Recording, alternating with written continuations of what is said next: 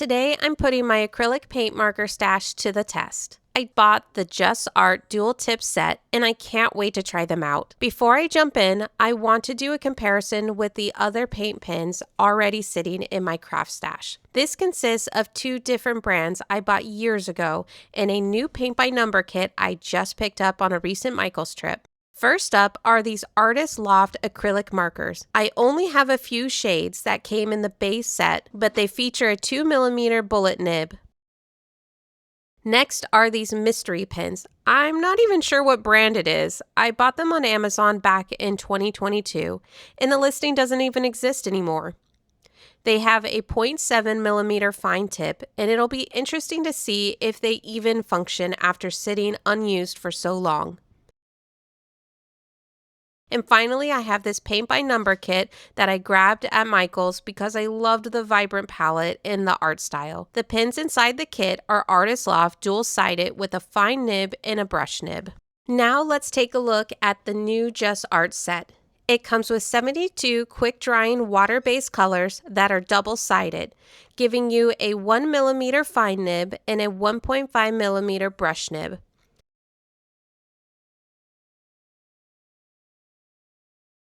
They come in this really nice zippered carrying case with two fold-out inserts, and each pen has its own individual slot to keep them nice and organized. It also includes a swatch card, which we will be filling out shortly. Before we jump into swatching though, I want to give credit to Coloring Bliss here on YouTube. She inspired me to purchase this set after I watched her comprehensive video comparing 15 different brands from Amazon. I highly recommend checking out her video if you're looking to buy a set for yourself. I'll have it linked down below in the description in the comments.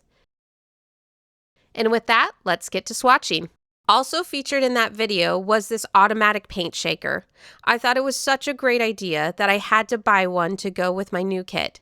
To be honest, the JusArt markers really didn't need to be shaken up. The ones compared in her video used an automatic ink control system, whereas these dual tips have a cotton core nib that you can use directly. Still, it was fun to use, and it definitely came in handy later on in the video for my older stash markers.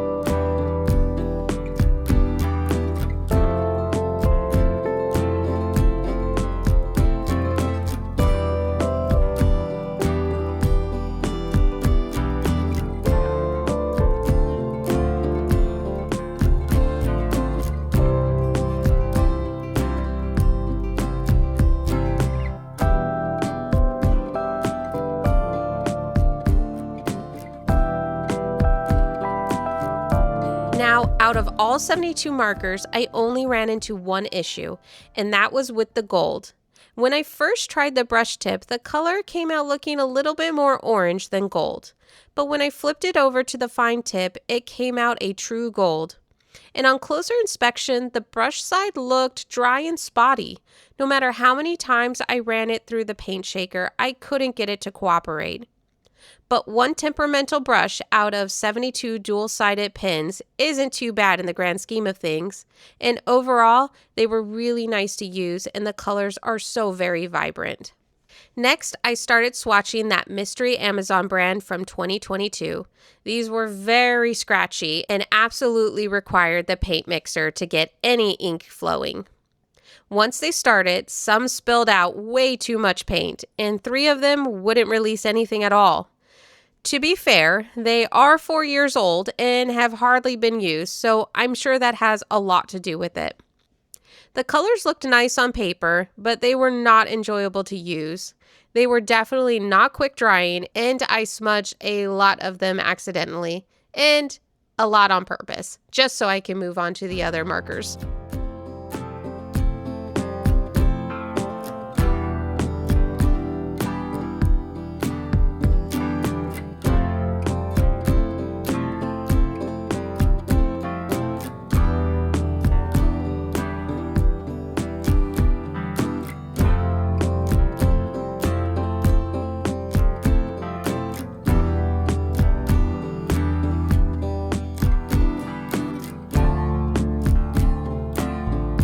Next up are the Artist Loft 2mm bullet nibs, which also really needed a shaker. The colors started out vibrant and dried faster than the fine tips, but then I hit the dark blue and purple. I was really disappointed by how much ink flooded out, making them look almost identical to the black marker.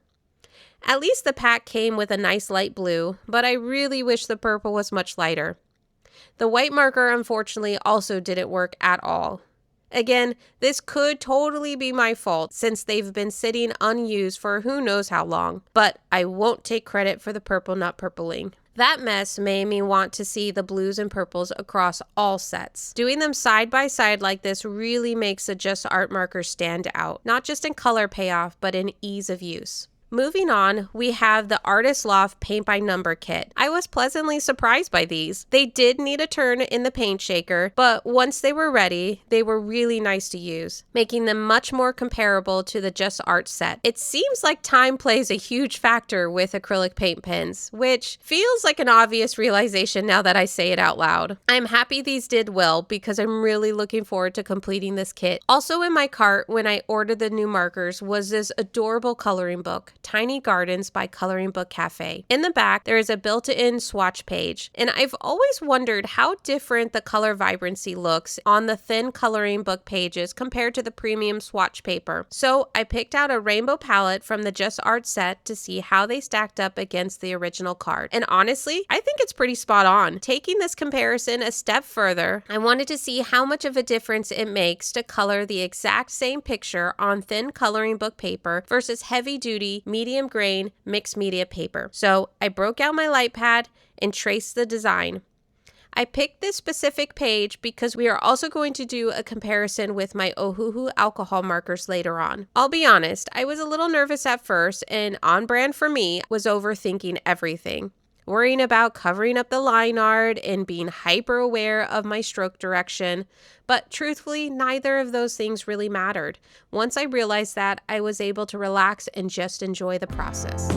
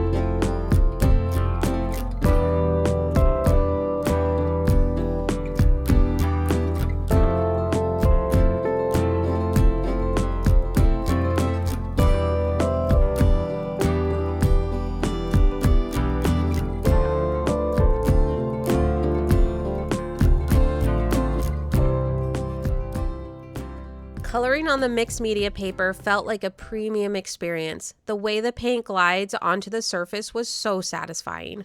Switching back to the coloring book page, it was time to fill in the second half with my Ohuhu alcohol markers.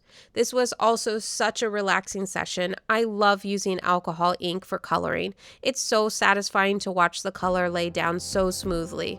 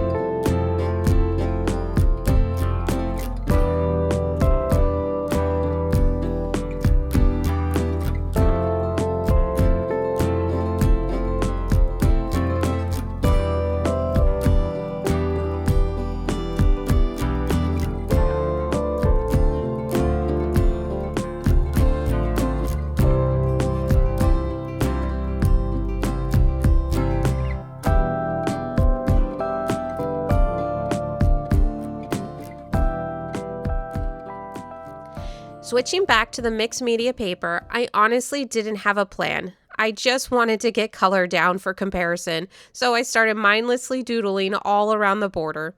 The alcohol markers looked fine, but it wasn't a great experience on this specific medium grain texture. And to be fair, I don't think it's the right paper for these markers.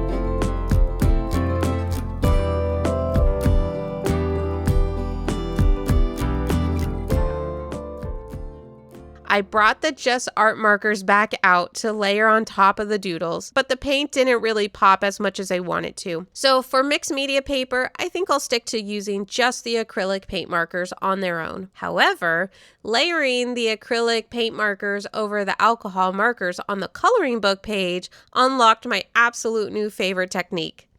I love the look of bold, colorful line art from the paint pens over a smooth, even base of alcohol ink.